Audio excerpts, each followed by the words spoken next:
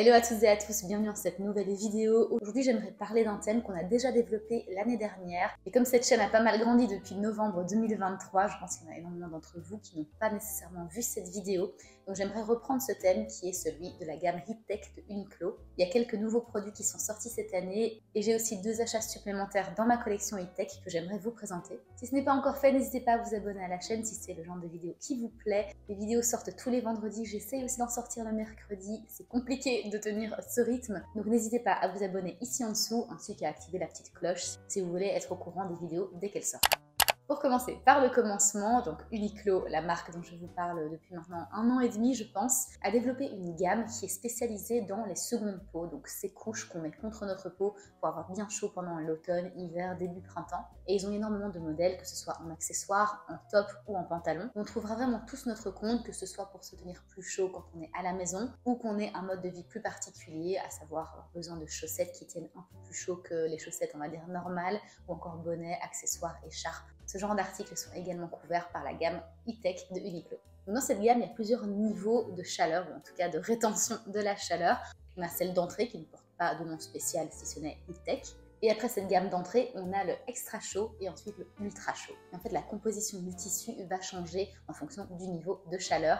Mais en gros, l'entrée de gamme, c'est plutôt polyester, acrylique, élastane. Et quand on augmente dans les niveaux de chaleur, on remarque qu'il y a de plus en plus de coton dans le tissu. Donc pour vous la faire courte, quasiment dans toutes les pièces, on retrouve 5 composants différents, à savoir du coton, de l'acrylique, de l'élastane, de la viscose et du polyester. Je vais vous faire maintenant défiler quelques articles, alors à commencer par les tops. On a tout simplement des cols ronds, ensuite on a des cols ronds mais plus décolletés, pouvoir mettre par exemple une chemise au-dessus et que la couche Heattech ne se voit en fait pratiquement pas en dessous.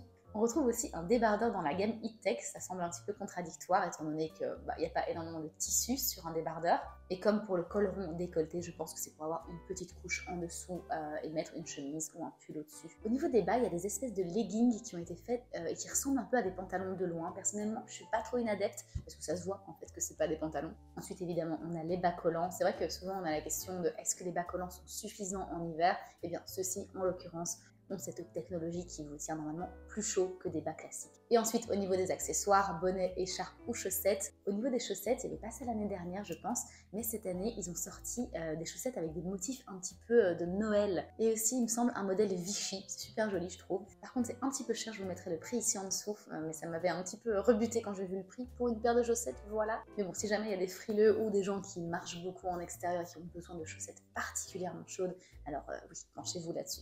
Donc au-delà des modèles un peu particuliers pour les chaussettes, cette année ils ont sorti aussi des pulls avec un mélange de cachemire. Alors je me suis renseignée dessus parce que je ne trouvais pas qu'il avait l'air plus quali que ceux de l'année dernière où il n'y avait pas spécialement de cachemire dedans. Et en fait au niveau composition il n'y a que 9% de cachemire, enfin que c'est déjà bien, mais je trouve que ça loupe un petit peu l'effet escompté qui est de donner un aspect un peu plus quali. Pas que ça se voit particulièrement qu'il y ait du cachemire dedans. Donc forcément ça se répercute sur le prix et honnêtement je ne trouve pas que ça en vaille spécialement la peine. Un autre modèle qui est nouveau cette année, c'est au niveau des cols roulés. Ils en ont sorti, il me semble, 2 avec des motifs assez voyants, qui changent un petit peu de leur habitude parce que la gamme Uniqlo, c'est en général des tons très neutres. Donc on a des beiges, des blancs, des noirs, des gris chinés. Mais cette année, vraiment, les cols roulés, il y a des gros motifs un peu quadrillés dessus, ou même un motif fleuri, il me semble. C'est vrai que comme on voyait les sous-couches Uniqlo, comme effectivement des sous-couches, on voulait donc des couleurs plus neutres pour pas que ça se voit en dessous des autres vêtements. Et j'imagine que de plus en plus, la clientèle a demandé à avoir d'autres coloris, voire des motifs, pour utiliser ces articles comme top à part entière, voyants. Donc dans ce cas-là, pourquoi ne pas développer les coloris et les motifs? Au niveau coloris, il y a, je pense, bleu et orange rouille. Alors maintenant, pour parler des articles que moi j'ai achetés, donc l'année dernière, je me suis acheté 2 de ces petits tops-ci, donc c'est vraiment l'entrée de gamme niveau chaleur. D'ailleurs, vous voyez, c'est vraiment très très fin et ça fait son petit effet. C'est bien sûr pas à mettre seul parce que ça marque absolument toutes les imperfections, voilà. Vous voyez d'ailleurs que les manches, elles vont pas exactement jusqu'au bout des bras. Ça arrive plus ou moins ici, ce qui est plutôt pratique parce que quand on met un pull au-dessus, comme ça, le bout ne sort pas. On va pas se le cacher, c'est pas non plus la couleur du siècle. Le but, c'est que ça passe inaperçu. Donc voilà, j'en ai 2 comme ça et j'ai pris la taille S. Donc en fait, ici, c'est col rond décolleté. Vous voyez qu'à l'arrière également, c'est assez décolleté pour encore une fois que ça ne se voit pas du tout sous vos vêtements. Il est passé au lavage une 50aine de fois l'année dernière et vous voyez, il n'y a aucune bouloche. Quand j'ai un peu rescripté cette vidéo aussi par rapport à celle de l'année dernière pour vous apporter des éléments nouveaux, j'ai vu dans les commentaires sur le site d'Uniqlo que certaines personnes disaient que ça boulochait, alors qu'en fait, pas du tout. Moi perso, je fais des lavages express et c'est pas les plus délicats et il n'a absolument pas bouloché. J'ai également dans ma gamme le legging ultra warm et c'est hyper intéressant parce qu'en fait, il est très épais et d'aspect, ça a l'air d'être un legging normal où il se voit qu'il est un peu épais, mais plutôt d'aspect normal. Et en fait, à l'intérieur, c'est un peu matière polaire, donc ça tient hyper chaud. Par contre, ça retient pas du tout l'humidité, donc à ce niveau-là, allez-y les yeux fermés. Ça garde la chaleur, mais c'est quand même très aéré, et c'est ça la technique e-tech. Et pour cette année, j'ai acheté ceci. Donc c'est du niveau de chaleur extra chaud, donc extra warm, hein, parce que moi ici j'habite en Angleterre, donc c'est écrit en anglais. Et j'ai pris le modèle en noir et le modèle en blanc. Alors je vais l'ouvrir avec vous. Je connais ma taille, je sais, il n'y a absolument pas de surprise normalement avec ces choses-là.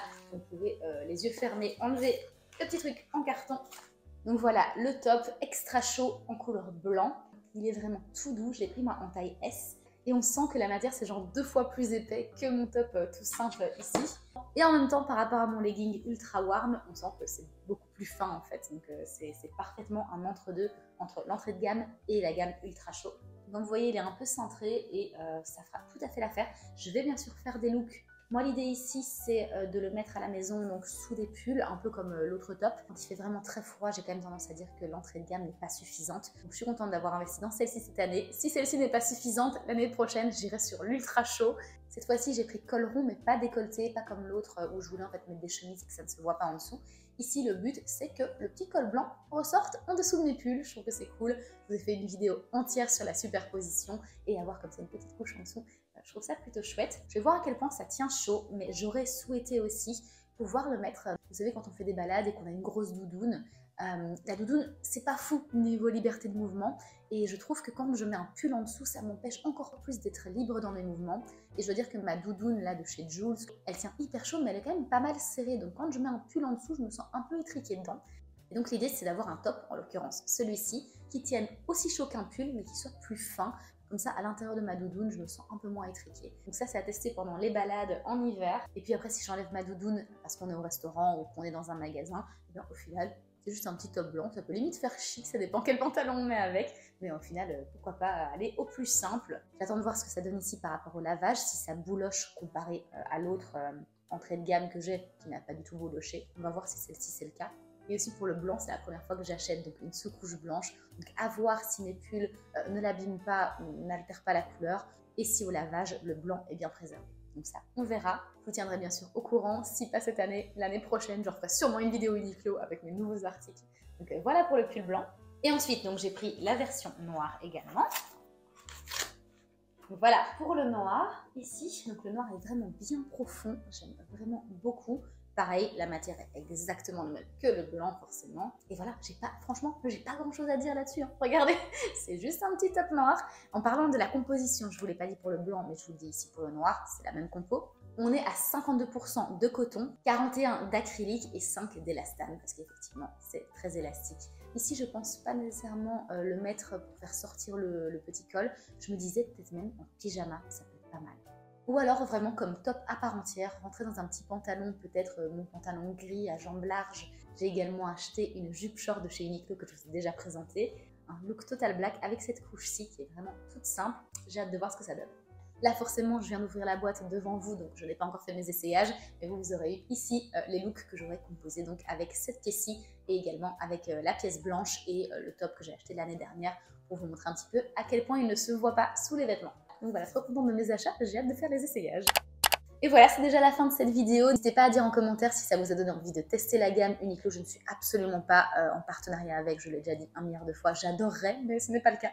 Et si vous l'avez déjà testé, que ce soit pour les mêmes produits que moi ou d'autres produits, n'hésitez pas à laisser votre avis en commentaire. Ça aidera les gens qui regardent cette vidéo. Ça peut vraiment aider que d'avoir d'autres avis ici en commentaire. Donc n'hésitez pas à donner votre avis. Donc moi je vous dis au revoir, on se retrouve la semaine prochaine. Prenez soin de vous.